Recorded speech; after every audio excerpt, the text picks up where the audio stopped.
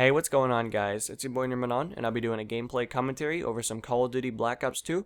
The commentary will be centralized mainly around the Xbox One, but I will be talking more in depth about the Xbox One Always Online policy. For any of you guys that are unfamiliar with this policy basically entails, it's basically wanting its users to sign on to an active online connection or the internet one time per 24 hours, or at least one time per day. Which doesn't sound too bad. I'm going to be honest, I think that sounds like a really good thing because it really makes sure that the users are paying for their product, it stops piracy, it strengthens the online service, it makes it more reliable, and it's more of a secure online service for its users. That's the good thing it brings. But with every good thing it brings a lot of bad stuff that people, lose their privacy, they lose their, integrity within the company, they lose their respect for the company as well. And I guess that's where we're standing right now. It looks like Sony's taken full advantage of that. And, I'll be talking about other things that, Microsoft has been doing that maybe people are upset about. And I'm looking to hopefully advance this conversation into different topics. But anyway, that's besides the point. But I really want you guys to jump into the conversation. So if at any time you guys agree or disagree with something I say, I would love to hear what you guys have to say. I'm going to try to look at it from both perspectives because I do understand where they're coming from, but I also understand because I'm a consumer what I really want, and I want to maintain my rights, or all this fun stuff that we've had in the previous editions. And hopefully with time they'll adjust and make the proper adjustments, I guess, as I see fit. So with that said, guys, let's jump into it and talk about what does it do really good. Well, obviously it makes the online service more secure. It does that in a very good way because I feel like if it's going to basically jump into, I guess, all the markets, the single player, the multiplayer, and really anything in that category, it's going to make everything more secure. It's going to make sure all its centralized users are paying for their product, and I'm for paying for your product. Some of you guys know I bought pretty much everything that is on my PC. I bought Photoshop and Illustrator and all that stuff. If you guys look at and see how much that stuff costs, it's kind of expensive. It's actually really expensive for what it is.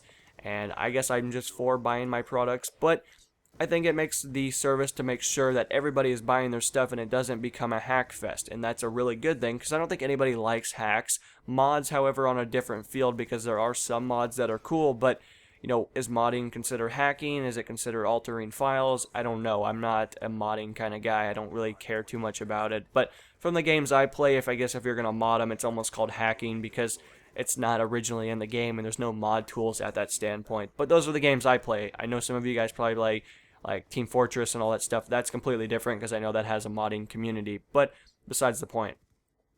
What else does it do really good?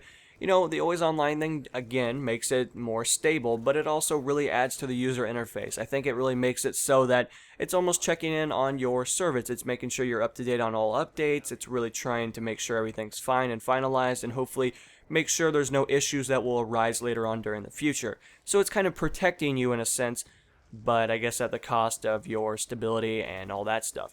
Now, what does this do really bad? And many people will jump right on this. It does have quite a bit of cons, at least from how I look at it, and hopefully with time you guys will understand where I'm coming from.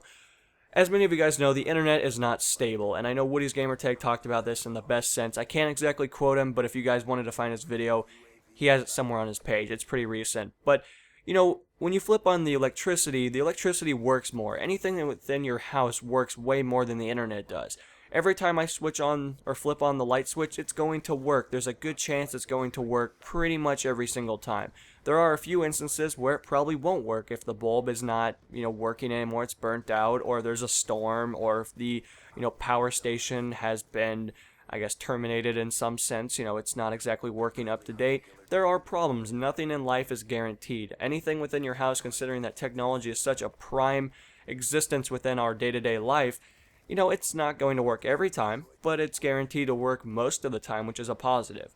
The internet, however, that's kind of 50-50. You never really know if it's going to work. Everything on the little reading of your modem, or if you have a 2-in-1 package, it might tell you that it's working, but the, wireless might not be working, maybe the wired connection isn't working the best, maybe it's not plugged in all the way. There are a lot of problems that arise with the internet, and the internet's not stable, and just because you get a bigger wattage or bigger output into your actual modem, for example, I have 100 megabytes per second, which is the highest that I know of that Charter sells. There are companies that do better than mine in different categories. There's fiber, which is just phenomenal, and I look forward to hopefully getting that within my state. We'll see. But, you know, there's different categories and different connections that are better and worse, and there's so much stuff to talk about, like ping rates and all that fun stuff. But maybe we'll talk about some other day, but it's always interesting. Just because you get more of one substance or more packages are being delivered to your centralized point of origin doesn't mean that your connection becomes more stable. In a sense it does, but it doesn't become more stable. Just because, you know, I get 100, you know, transfers of packages to my centralized point doesn't mean that, you know, I'm still not losing some, it's still not flashing, it's still not being disabled, anything like that. It's just the internet isn't stable. And that's what I guess what my prime message is. And how does that relate to the Xbox One Always Online service? Well, if you lose connection and this is the first time you're getting on, you know, maybe you won't be able to connect to the actual games you want to play. Maybe you'll have issues signing in to the online service. Maybe there'll be such an overload of people trying to jump onto their servers, just like what we saw with SimCity. That's the best example. Many people use that. SimCity was going to be a game that many people were hyped for. I didn't personally buy it, but it's something that many people bitched about.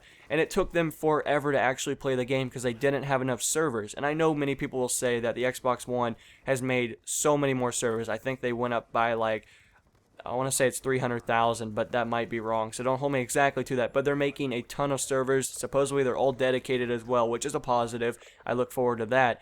But that doesn't really mean a whole lot considering that, you know, how many people are going to buy the Xbox One? How many people are going to jump onto the online service? Is it going to be a problem? If you guys imagine, look at Call of Duty. Day one is always the worst day of playing Call of Duty because you can never play with your friends. There's so many errors. There's so many bugs. The connection issues are horrifically bad. And that's how it is every single year. But Call of Duty outsells mini games by a huge margin. And that's just a prime example, I guess. But that could still happen to the Xbox One. We could get such an overload of players that it might not even work. It could be exactly like SimCity Day 1, which would be humongously a depressing, I guess, instance for the online service. But that's something I'm trying to really press onto you guys. Just because it makes you a more secure, stable player or position, I guess, you know, how you play, doesn't mean it's a positive. Doesn't mean that, you know, it's not trying to, you know, really force something onto you. It's just that it's really not something necessary in order to really, I guess, make the games work great. Since we're talking about games here real quick, I want to let you guys know that it actually still attacks the single-player games. So just because you connect one time per day, you know, maybe you want to jump on the next day and you're like, I don't really want to sign on to the Xbox, you know, service. I don't want to have all these people sending me notifications and friend requests and whatever. The big problem is that you won't be able to play unless you're signed on or within that 24-hour gap of being last signed on. So if you want to go to your grandma's or maybe you're going somewhere on a trip or a business trip or whatever and you're like, I'll just bring my Xbox with me.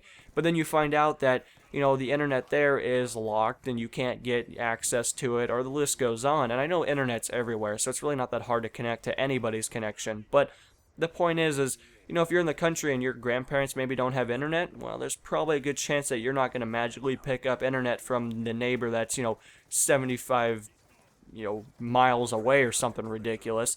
Good chance that's probably not going to work. So now you have a console that's completely useless, and you can't play your single player game, and you can't play multiplayer. And that's a huge problem that it possesses. It really sets you into this different category, but it still wants you to have an online internet access, you know, because you're obviously going to have your modem or an Ethernet wire connected into the back of it or wireless, but it just wants to check up on you every 24 hours, and that can be a positive and a negative if I've talked about, but it also attacks unnecessary markets. Why is single player being attacked? That makes no sense. Multiplayer I can see because it makes the online service more stable. It makes sure that people are not hacking their files or stealing information or altering stuff. That's what it should be targeting. It shouldn't be targeting this single player market because those people, you know, what are you going to do? Hack single player? Like, okay, that's not going to change anything. It's just going to make it, I guess, more fun for you, I guess. But it's not going to ruin the game. It's not going to set it into this different, I guess, perspective. And I guess that's what I have for you guys. But, of course, there are many other things that it does. It takes away just tons of privacy in a sense. It really puts you into this different, I guess, array of how the Xbox One is being presented. I know many people have talked about this. I look forward to talking about it more.